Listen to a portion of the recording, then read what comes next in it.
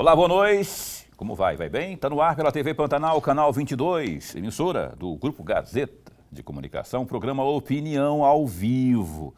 Um cara de segunda-feira, mas é quarta-feira de cinzas. Cá estamos nós, ao vivo, com o programa Opinião, não é?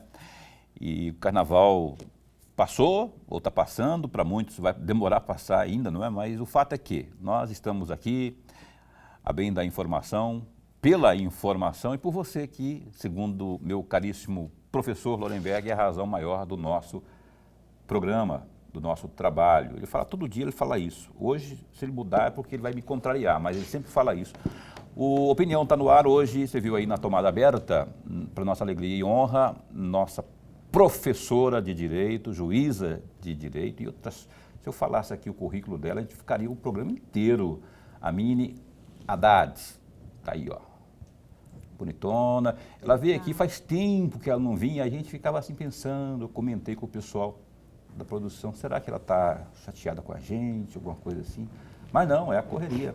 Você vai ver daqui a pouco por que essa correria, porque a doutora Amine, que gentilmente aceitou o nosso convite, ela tem muita coisa, Brasília, aqui em Cuiabá, enfim, e a gente vai discorrer especialmente sobre essa pauta da mulher, de combate à violência contra a mulher, porque estamos no mês de março. Ela está abrindo, inclusive, esta agenda nossa aqui do programa Opinião. E eu não sei se a senhora sabe, doutora, porque o Opinião, ele está com 5 anos agora, em abril, e a senhora serviu de inspiração para que nós tivéssemos a iniciativa de abrir constantemente esse espaço para abordarmos assuntos que digam, direta ou indiretamente, respeito a essa causa de combate à violência contra a mulher. Por quê?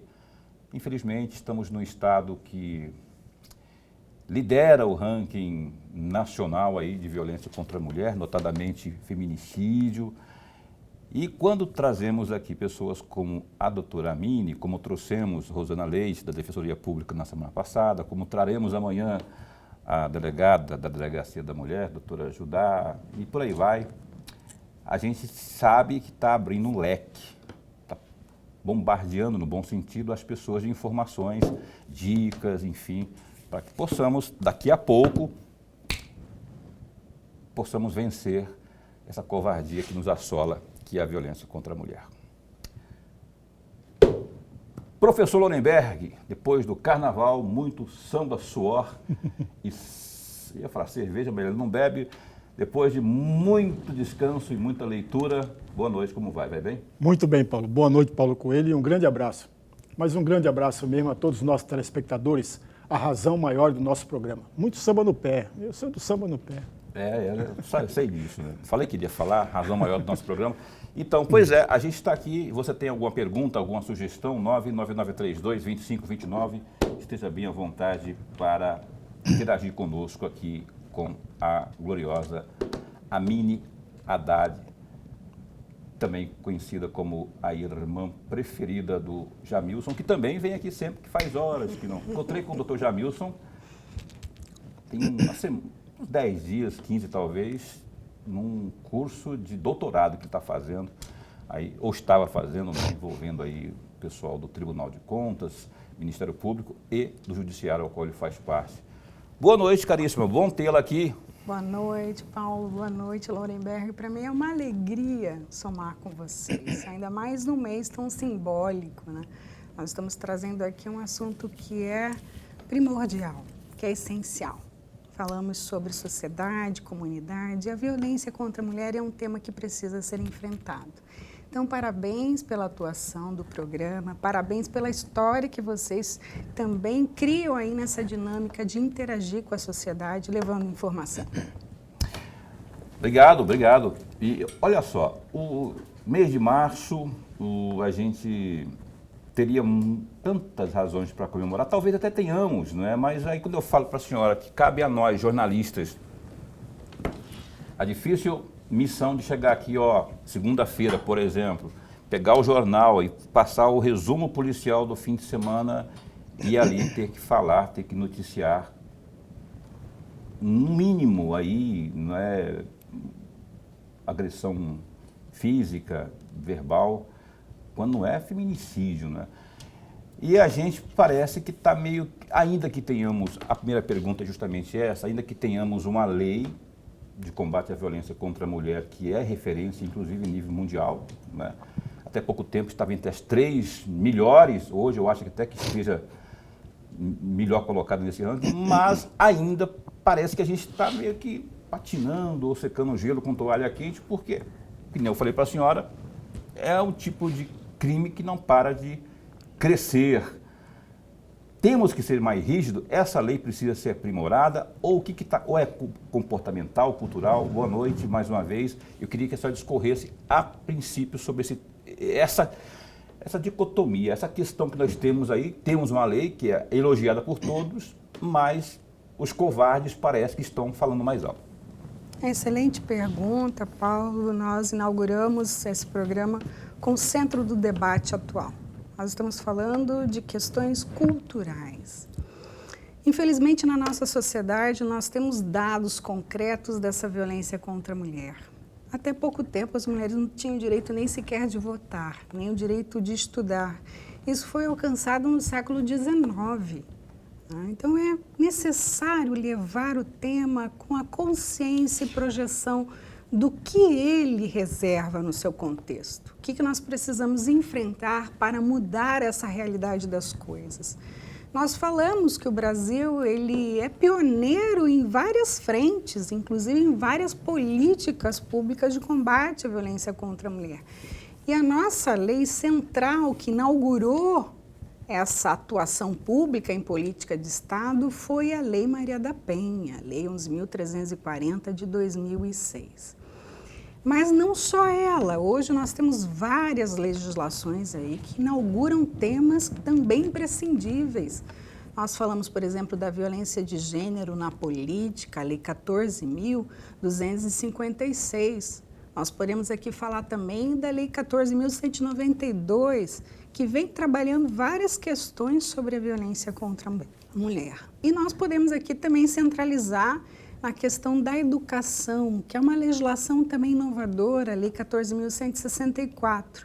Então é importante... Qual que é essa lei 14.164? Essa é qual? De 2021. Fala exatamente da formação que se deve ter nas escolas para o combate à violência contra a mulher. Isso.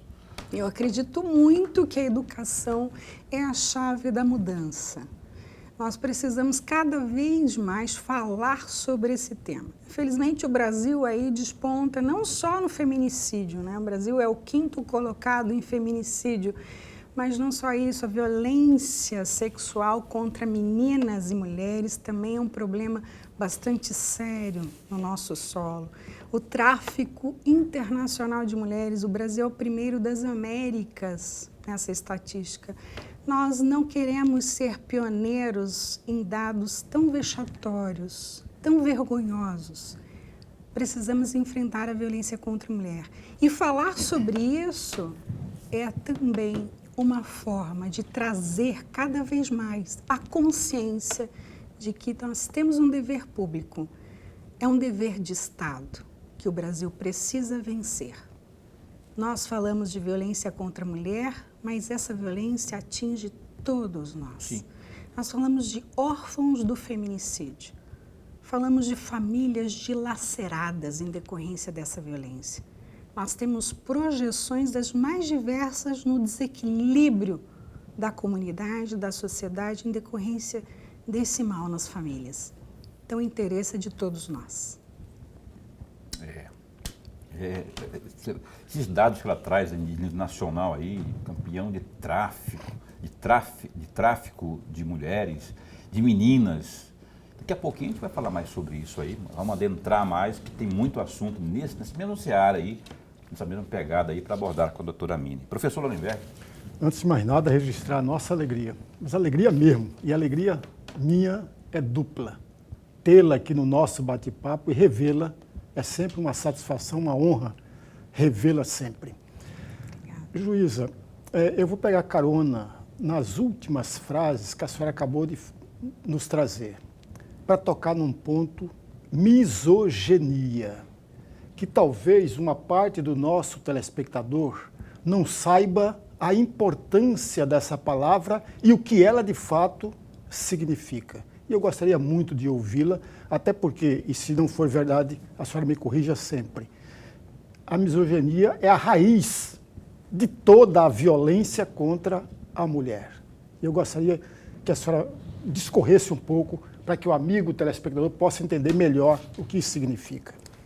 Excelente, confrade, querido confrade. Estamos também na Academia Mato Grossense de Letras. Também para mim é uma alegria imensa revê-lo. Lorenberg está insuportável agora. Ninguém mais, ninguém menos que a minha Haddad como colega na Academia Mato Grossense de Letras, né? Por isso que está todo fofo aqui. Mas, pois não.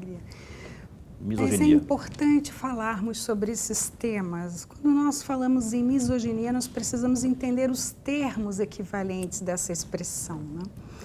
O valor cultural do masculino, o valor cultural do feminino e o que nós temos nessa projeção dessas características de gênero, que levam, então, a trazer um desnível com relação à avaliação do feminino na sociedade, a avaliação do masculino, ou os espaços sociais permitidos ao feminino e permitidos ao masculino. E isso é muito importante porque nós temos uma barreira social no que se refere ao acesso das mulheres ao cenário de maior poder, às cúpulas, as atuações públicas, nós temos resistências à participação feminina.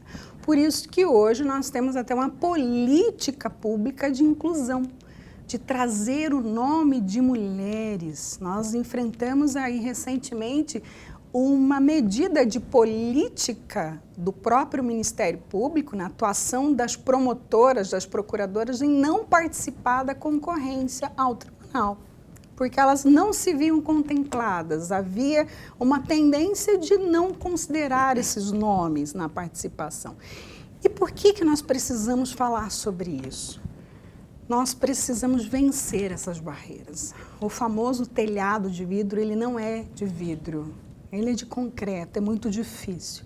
Por mais que nós nos qualifiquemos, por mais que eu tenha no meu currículo as mais diversas gradações de atuação política, pública, atuação no conhecimento, há uma resistência da participação de mulheres. Por quê? Porque há uma desqualificação inerente ao universo do feminino. E isso precisa ser enfrentado. Nós somos pessoas com os mais diversos talentos e isso é algo incrivelmente belo, deveria ser, tá? Nós temos aí cenários complementares na existência humana. O feminino e o masculino comungam aí da própria história da vida na humanidade. Não há espaço só masculino e não há espaço só feminino, os espaços são sociais. E quando eu falo misoginia, eu quero dizer que há uma resistência. Resistência a essa equivalência da humanidade, resistência à equivalência histórica, de qualificação, de atuação em relação ao universo feminino. E aí eu posso citar aqui aos universos diversos na classificação de gênero, né? Então eu posso trazer essa dinâmica como também uma reflexão. Por que há essa resistência a dividir esses espaços de poder com o feminino? Qual a razão, se nós estamos aqui para contribuir tanto quanto, para também levar os interesses dessa coletividade, para trazer a perspectiva das necessidades reais da comunidade, desse universo que é o universo do feminino, das famílias, dos filhos, em suas mais diversas projeções. Uma comunidade plural, uma representação plural, tem muito mais legitimidade de trazer políticas públicas e, portanto, políticas de Estado, porque ela é mais representativa da realidade social. Então, nós não podemos ter barreiras nesse acesso. Quanto mais pluralizados os ambientes, melhor poderemos nós conversarmos com a sociedade. Melhor vamos atingir o efeito social almejado pela sociedade. Porque a sociedade se vê diante dessa representação. Não há desqualificação entre os humanos, e isso é importante dizer. A misoginia é uma amostra dessa realidade que é violenta, que é dura, que é de exclusão em relação à participação das mulheres. Precisamos vencer essa cultura de desqualificação do feminino. Isso... Não somos mais, não somos menos, somos iguais. Concordo. Aliás, isso também vale para todas as áreas, não é? E eu só estava comentando aí, não é, da área do Poder Judiciário e tudo. Eu, por exemplo, Lorenberg, eu estava torcendo para que houvesse uma comandante da Polícia Militar mulher. Não é? Nós temos valorosas mulheres aí que têm serviço aí, mas o fato de não serem escolhidas não é nem assim motivo de indignação, é o fato de os nomes delas não constarem daquela lista que é para escolher, entendeu? Isso eu acho que, eu não quero usar a palavra forte, que é misoginia, mas eu acho que é misoginia. Eu acho que é um negócio muito forte. Eu acho que temos que quebrar, inclusive, essa barreira. Porque elas são menos competentes? Eu acho que tem casos aí de mulheres muito mais competentes, se não igual, né? Que nem ela colocou aqui. São iguais, têm totais condições de desenvolver um trabalho, entregar um bom trabalho aí. Então, eu acho que também faz nesse sentido. Doutora, eu queria...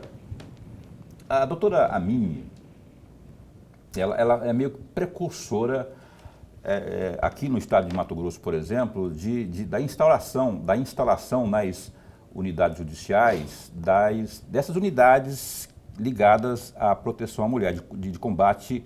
Ela e a Chelma Lombardi. Se eu estiver falando bobagem, me corrija aqui, porque a senhora é professora, está aqui para também me corrigir, só não pode me prender. Precursora, porque se hoje nós temos nos municípios, nas regiões aí adentro, Mato Grosso com dimensões continentais, essa possibilidade desse atendimento, desse olhar mais direto à mulher, a doutora Amine foi uma das precursoras da instalação dessas unidades aí, que aliás depois parece que foi até modelo em nível nacional, isso foi instalado no país, acho que na época da Ellen Grace. Isso. Não tinha? Se eu te falar, me corrija aí, não é porque está na minha casa, no nosso programa aqui, só não vai me puxar a orelha. Não. Aí, isso significa dizer que o motivo da minha pergunta é o seguinte: com tudo isso que nós temos, ainda parece que falta alguma coisa a mais, não é? Aí eu falei da questão cultural, e a senhora também citou a questão da educação, da Lei 14.000 e alguma coisa. 164.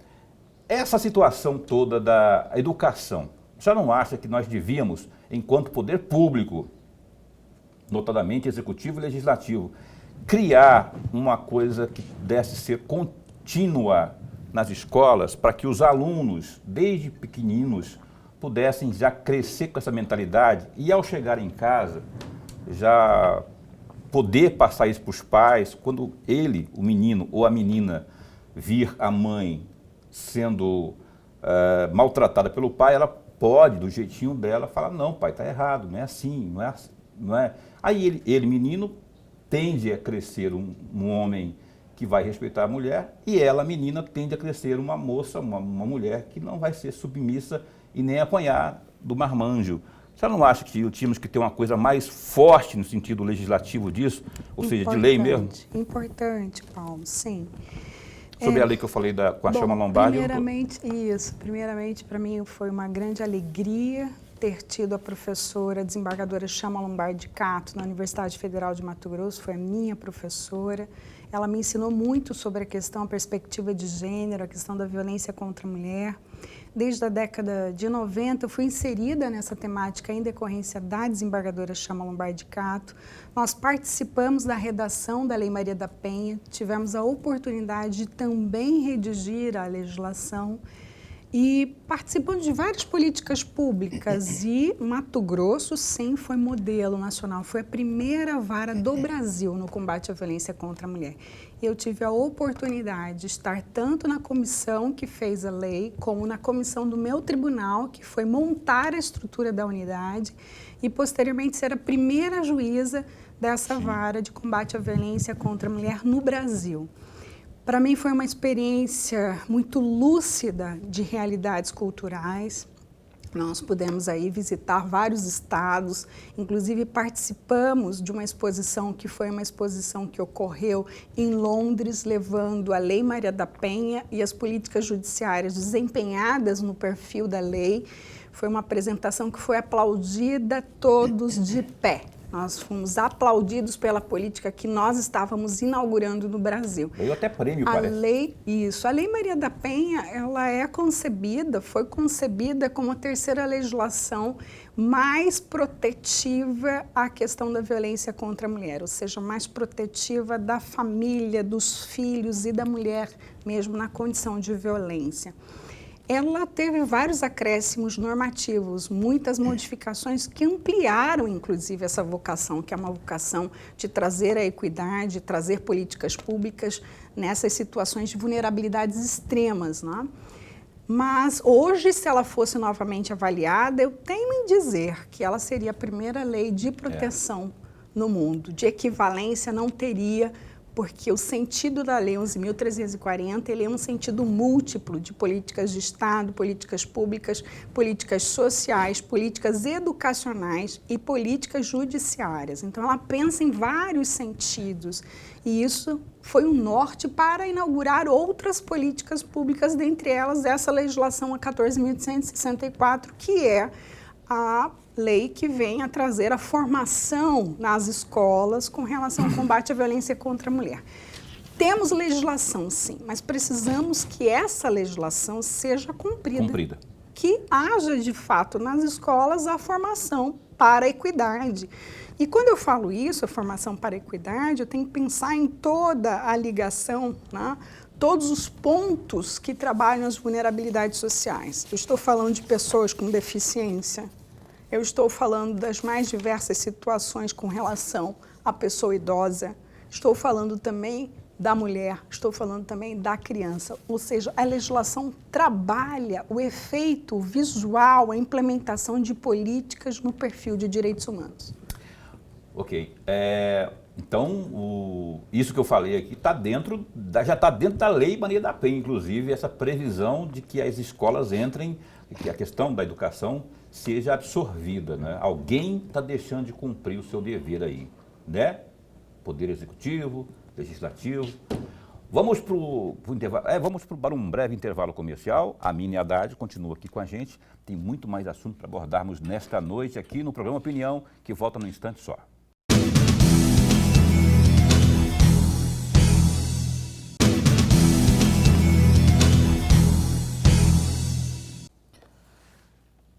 Bom, estamos de volta aqui com o programa Opinião. Vamos correndo ao GD, que é o Gazeta Digital. Olha, a Prefeitura de Cuiabá, rapaz, alerta a população sobre tentativa de golpe registrada nos últimos dias aí. Segundo a Prefeitura de Cuiabá, os golpistas utilizam o nome da Limpurb para obter dados sigilosos por meio de links enviados via SMS. A pasta destaca que todas as ações e informações referentes ao órgão são oficialmente divulgadas por meio de contas oficiais da Prefeitura de Cuiabá. Qualquer dúvida ou consulta pode ser esclarecida através do telefone oficial da Limpurb, 65-3645-5500. Atenção, hein?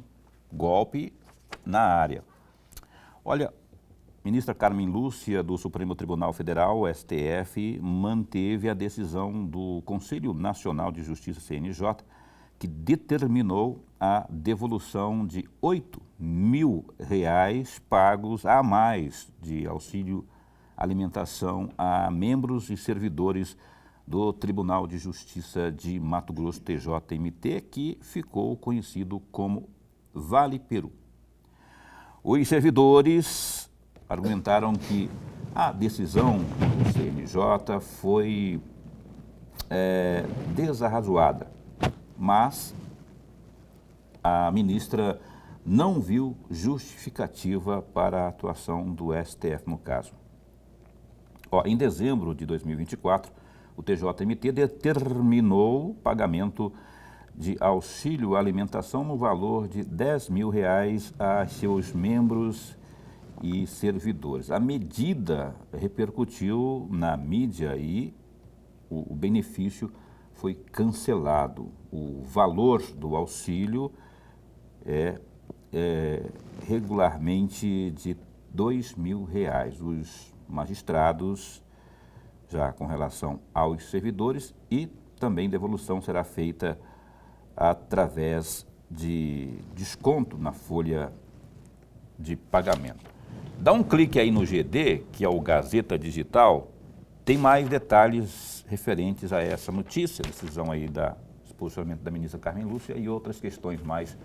www.gazetadigital.com.br. Meu caríssimo professor Lorenberg, por favor, a minha Haddad à sua disposição. Juíza, no dia 1º de novembro de 2023, a senhora ministrou uma aula lá naquele curso oficial de formação inicial para os juízes que estavam ingressando. E esse curso é oferecido pelo próprio Tribunal de Justiça de Mato Grosso. E o tema da aula da senhora é exatamente direitos fundamentais na Constituição Federal. E a senhora chegou a enfatizar, mas enfatizou mesmo, que a garantia desses direitos é fundamental para promover ou para levar à construção de uma sociedade mais justa. E aí a minha pergunta é mais um pedido de reflexão, juíza. Hoje, com todo o conhecimento que a senhora tem, com toda a experiência, com toda a sabedoria que a senhora tem, até onde nós estamos avançando no ponto de vista de garantir esses direitos fundamentais? Excelente, Lorenberg. Quando nós falamos em direitos fundamentais, nós falamos de direitos que são inerentes à condição humana.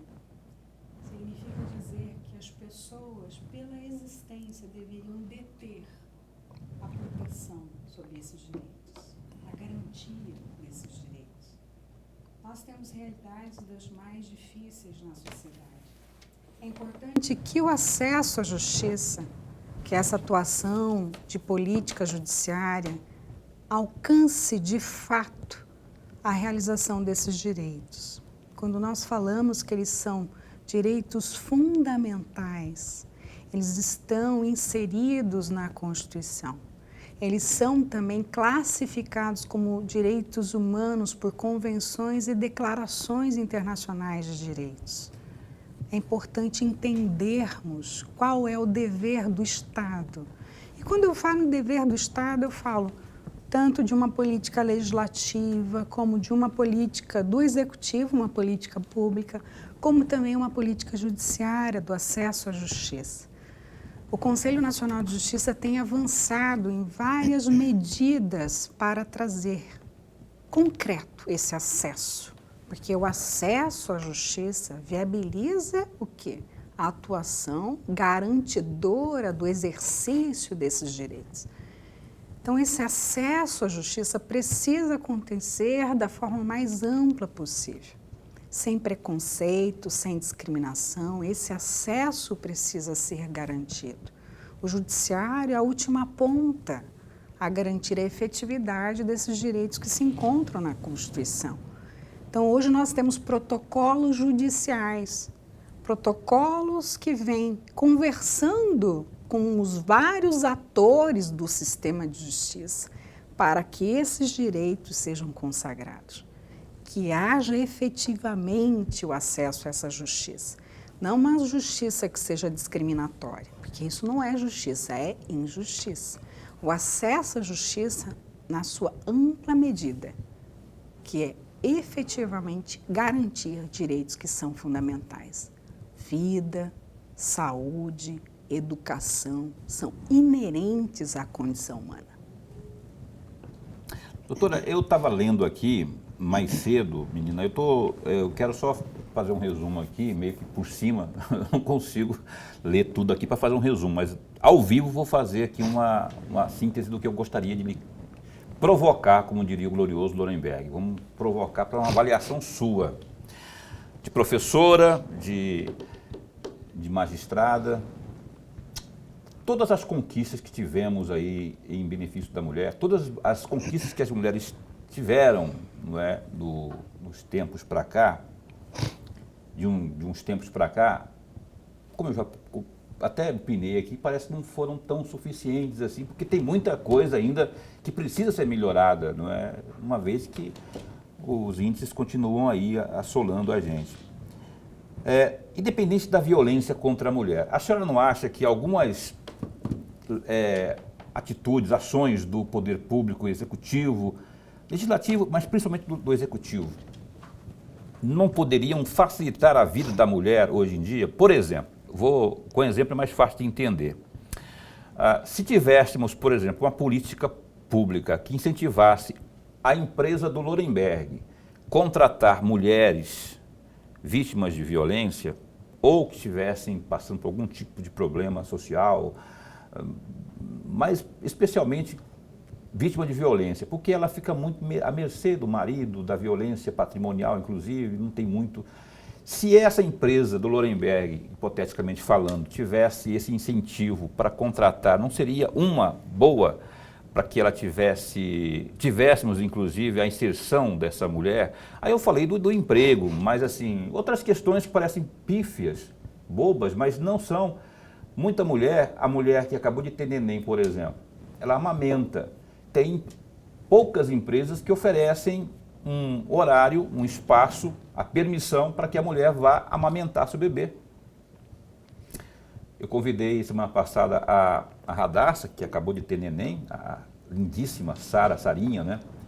A Tenente Coronel Radassa, que agora é secretária da Mulher, inclusive, na gestão do Abílio, do prefeito Abílio. Ela falou: Paulo, espera um pouquinho mais, porque a Sarinha ela tem que amamentar o tempo todo. Você imaginou, dando entrevista, eu ter que parar para...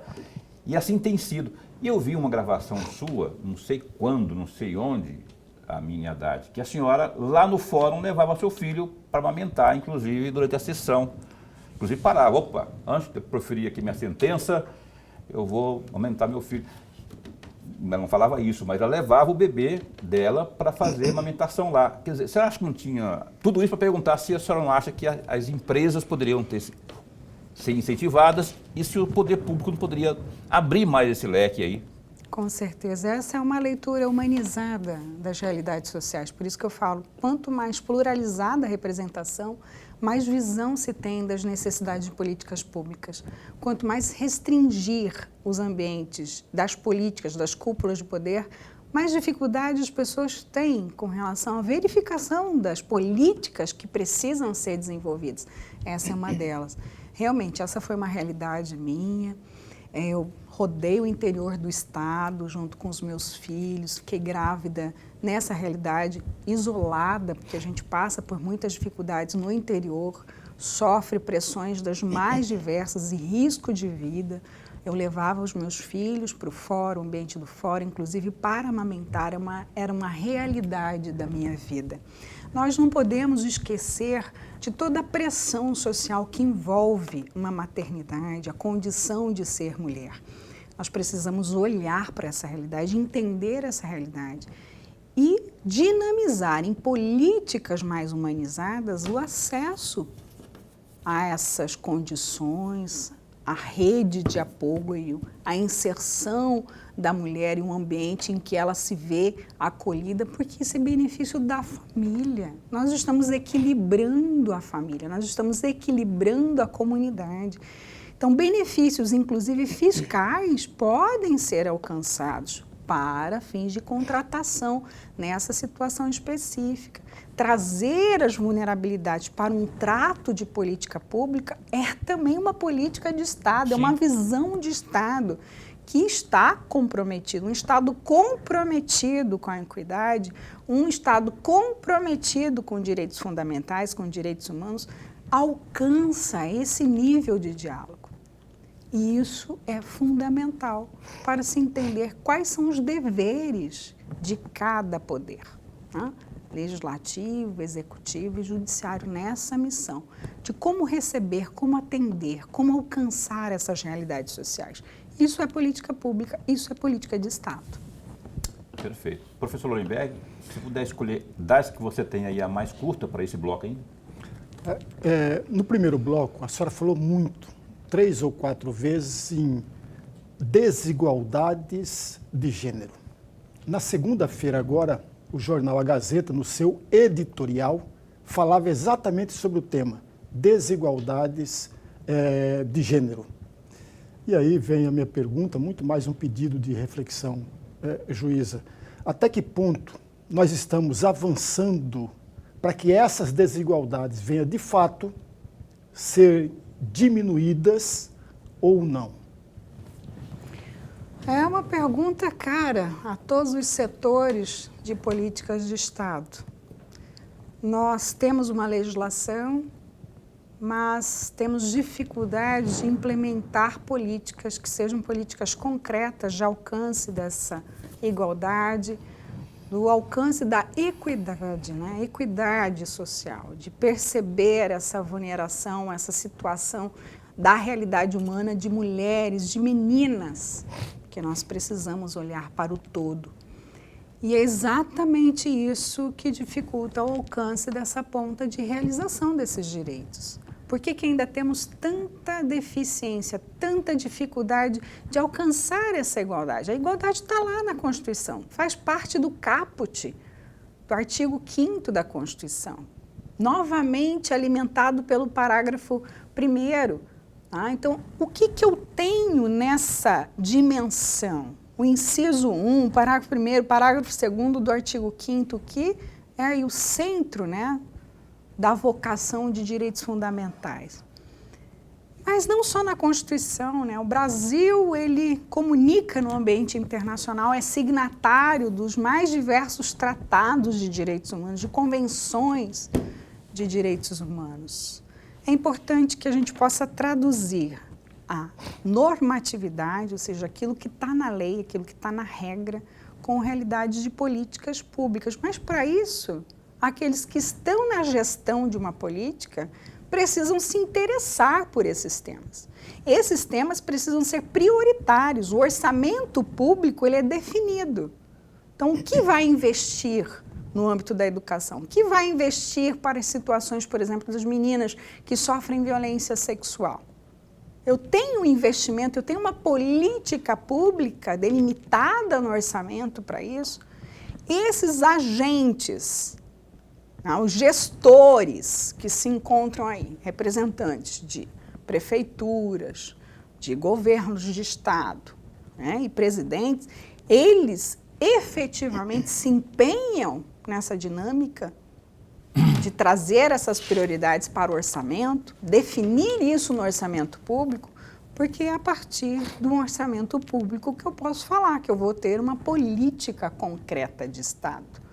Um investimento eficiente na educação, um investimento eficiente nos primeiros atendimentos da vítima de violência sexual, por exemplo, que precisa de pílula do dia seguinte, coquetel anti-HIV, profilaxia de emergência. Nós estamos falando de realidades duras, terríveis. Se nós tivermos políticas efetivas, por exemplo, nós sabemos que nós temos aí uma dinâmica que prevê alguns acessos, são 261 acessos em retiradas no tráfico internacional de mulheres e meninas. Nós sabemos mais ou menos as fronteiras, onde estão os locais de maior risco. Há investimento nessa segurança ápio para alcançar essas vítimas, para impedir esses crimes? Temos alguma política internacional nesse sentido?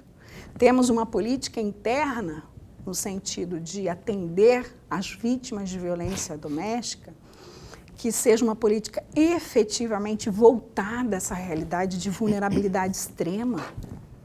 É isso. Requer o quê? Uma boa vontade pública, uma boa vontade política, voltada a concreção do quê? Do orçamento público, de uma política delimitada no orçamento público, como prioritária. Entendedores entenderão. A doutora foi na jugular agora aqui, porque se sabe onde que está o problema, não resolve, alguma coisa está fora da ordem, né? Diria até a música do Caetano Veloso lá. Tem uma situação aqui, antes para o intervalo comercial, que eu gostaria de dizer, não é uma denúncia, porque não é um fato novo, mas que me revolta, me deixa arrepiado, que me comove também. Aqui no estado de Mato Grosso, ali na região do Araguaia, notadamente Campinápolis, tem indígenas, meninas de 14, 13, ouvi dizer que até 10 anos, moçoilas, engravidando, se prostituindo ou engravidando por meio da prostituição. Falta de orientação, os índios, homens, estão envolvidos até a tampa na questão do álcool, drogas. Alguma coisa tem que ser tomada, alguma atitude tem que ser tomada, gente. Conversei outro dia com a secretária de Assistência Social, ela me falou, inclusive, de estar boquiaberta, inclusive o governo do estado tem medidas, inclusive, também sendo tomadas lá, não sei se suficientes, mas ela falou que algumas medidas estão sendo tomadas nesse sentido, para amparar lá. Crianças, propriamente, grávidas, meninas, ela me contou casos de meninas de 10, 11 anos, grávidas, outras moças se prostituindo, suicídio lá é muito alto, inclusive. Tem que ter, nós vamos ter uma espécie de Marajó, ilha de Marajó aqui no Mato Grosso, guardadas as proporções. Então, eu queria muito, de verdade, que o Executivo, o Legislativo, o Poder Judiciário também, fizesse um trabalho de forma de mutirão para levantar a situação do Araguaia, especialmente ali, Campinápolis, aquela região ali. Eu tenho que ir para o intervalo comercial, que já está me dando uma bronca aqui. Vamos para o intervalo e a gente volta já já com a Amine Haddad aqui.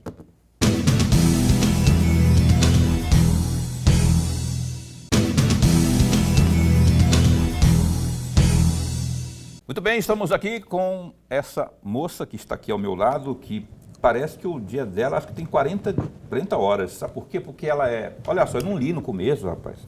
Eu não li aqui, olha só. Doutora Amine Haddad, ela está atualmente, ela continua na vara fiscal do Núcleo Digital de Saúde do Tribunal de Justiça de Mato Grosso, né? Antes, quando ela veio aqui da outra vez, ela estava lá no CNJ, né? Ela era auxiliar lá, inclusive da gloriosa ministra Rosa Weber. Hoje, a doutora Amine está como auxiliar da presidência do Superior Tribunal Militar. Ela fica lá em Brasília, dá expediente lá, vem para cá. Por isso que eu falei que ela deve ter uns 40 horas no dia dela, porque senão como é que faz? E não fica velha, não tem ruga, não tem nada. Não sei o que ela faz. Lorenberg, por favor, abra o bloco, por favor, de perguntas. Juíza, no dia 16 de abril do ano passado, teve uma audiência pública na Assembleia Legislativa e eu encontrei isso no site do próprio Tribunal de Justiça. E nessa audiência pública que a senhora participou, inclusive, a ministra Aparecida Rodrigues também estava. E na oportunidade, a ministra destacou três programas do governo federal. O primeiro programa que ela destacou foi exatamente o combate à violência, que é por meio de centros de referência e de construções de unidades da Casa da Mulher Brasileira. Esse é o primeiro programa. O segundo programa é sobre a autonomia econômica e política de cuidados, que inclui aí qualificação profissional e investimentos no empreendedorismo feminino. E o terceiro e último programa do governo federal está com foco às mulheres nos espaços do poder, com campanhas de incentivo para que mais mulheres façam parte da política e tenham chances de ascensão à questão do espaço de poder. A senhora do primeiro bloco falou sempre políticas públicas. No segundo bloco, a senhora falou, além das políticas públicas, falou do orçamento público. E aí eu pergunto à senhora, esses três programas do governo federal, que tem a participação do governo estadual, do governo municipal, e tem mais um outro dado aqui, o Pacto Nacional de Prevenção ao Feminicídio. O governo federal tem um orçamento de 2,5 bilhões, do qual os estados terão acesso a ele desde que adere ao programa. Eu pergunto à senhora, esses 3 programas, mais esse pacto contra o feminicídio, são suficientes para o combate à violência doméstica, para o combate ao feminicídio, para a questão de combater as desigualdades, ou ainda falta muita coisa? Ótima colocação, né? Eu tive a oportunidade de conhecer a ministra Aparecida Gonçalves, já na época da redação da lei 2004 para 2005, nós estivemos juntas no Congresso para fins da aprovação da lei, a redação da lei, e ela esteve presente desde a primeira atuação da ministra Nilceia Freire. Nilceia Freire foi a primeira ministra da mulher do Brasil, era uma médica, por sinal faleceu em decorrência de câncer, mas foi muito atuante. Então, a ministra Aparecida Gonçalves, ela está no centro dessa temática de políticas públicas, porque trabalhou desde o início da confecção da Lei Maria da Penha. É uma pessoa muito vocacionada no ambiente social que ela desenvolve. Ela trouxe aí algumas linhas que são linhas fundamentais, essas 3 linhas, ou seja, a Casa da Mulher Brasileira, que traz uma rede de serviços, logicamente vai acolher a mulher de uma melhor forma. Vai ter um espaço específico para os filhos, vai ter a primeira orientação com relação aos atendimentos de saúde, os atendimentos com relação à esfera do Ministério Público, Defensoria Pública, tudo ali no mesmo espaço social, para evitar que as mulheres fiquem peregrinando entre órgãos públicos, para conseguir acesso a uma rede, para conseguir acesso a uma assistência. Então, isso é fundamental, uma política muito séria e que ela está de parabéns por trazer isso como o primeiro item de política pública. Realmente é uma política essencial. A segunda atuação de criar esse espaço com relação ao empreendedorismo, a atuação de mulheres, a formação de mulheres também é essencial. Nós queremos que ela mude a realidade em que ela se insere. Nós queremos trazer para o ambiente desse feminino condições de vencer as vulnerabilidades, que é uma realidade social. Nós sabemos que as vítimas dessas modalidades de crime são vítimas mais suscetíveis às outras condições de suscetibilidades sociais, ou seja, de riscos. Tá? São pessoas que se encontram em locais, em situações, ou até mesmo sem acesso aos serviços públicos. São pessoas que se encontram também sem a rede de formação, ou seja, sem a possibilidade de formação educacional e também acesso a uma qualificação, ou seja, ampliar a rede de formação de mulheres também é trazer novas realidades sociais para essas mulheres. E o combate ao feminicídio, né, esse pacote, esse pacto nacional para combate ao feminicídio, com um investimento de mais de 2 bilhões, também nós precisamos dizer que isso é extremamente necessário. Nós sabemos da dinâmica de risco para as ocorrências de violência contra a mulher. Né? As medidas protetivas, por vezes, não conseguem atender às realidades de proteção mesmo para as vítimas de violência doméstica. Nós não temos policiais suficientes, nem às vezes tornozeleiras suficientes para atender todas as necessidades de contenção dessas situações e riscos. Então, é necessário que eu tenha políticas ampliadas e os estados precisam se habilitar diante das exigências, que são exigências feitas pelo Executivo Nacional, pelo ambiente federal, para vir a receber um pouco desse orçamento, um pouco desse quantitativo de investimento no combate ao feminicídio. Então, são orientações fundamentais. Temos outras? Temos. formação educacional também é fundamental. Precisamos ter um ambiente nas escolas de orientação de jovens, de orientação de crianças para que elas se entendam em iguais condições humanas. Quando eu falo isso, eu falo de valor humano, de conceber feminino e masculino com equivalência de valor, com equivalência de dignidade.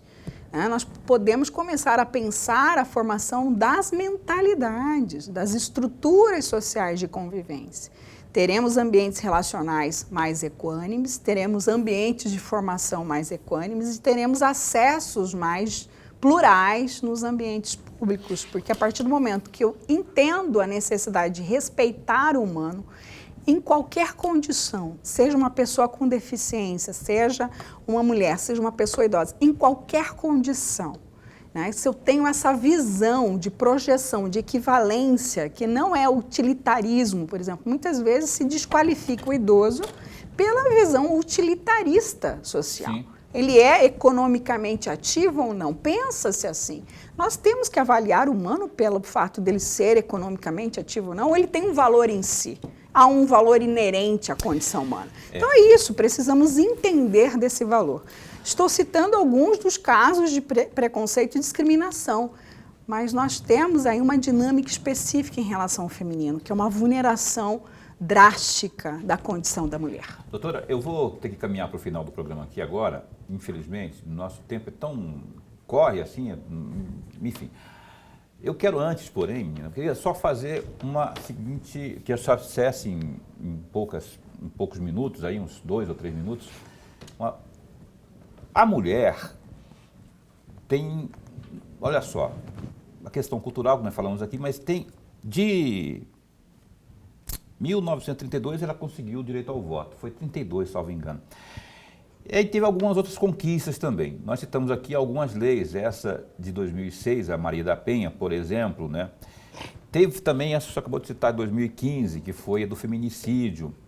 Eu gostaria de saber se as mulheres em si estão encampadas nessa luta. A senhora percebe isso? Não falta um pouco de sororidade em relação à causa? Porque eu já vi casos aí de que gente que está no poder, inclusive, não se mover ou não se dedicar o suficiente para a gente mudar essa realidade. As conquistas que nós tivemos até hoje são importantes? São, mas não são suficientes, já ficou claro aqui na nossa conversa. Existe sororidade? O senhor acha que não precisava de ter uma união maior? Sim, sem sombra de dúvida, isso é uma necessidade.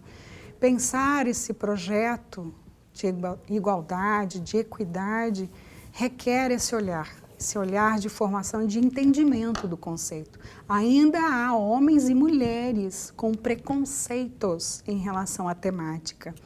Não se trata de uma situação específica que possa ser desqualificada. Nós estamos falando de vidas, de pessoas, de seres humanos. Nós precisamos entender essa pauta como fundamental.